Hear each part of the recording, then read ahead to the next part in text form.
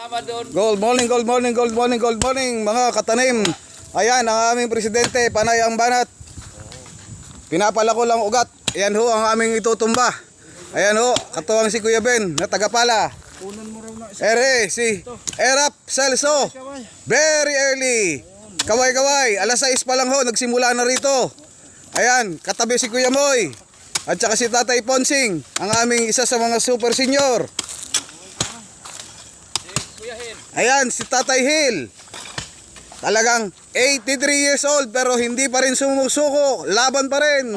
Eto ho si Kuya Charlie, ang aming ingat yaman. Nandito rin ho ang ating mga bagong kasama. Ayan, kaway-kaway po kayo dyan. Ayan.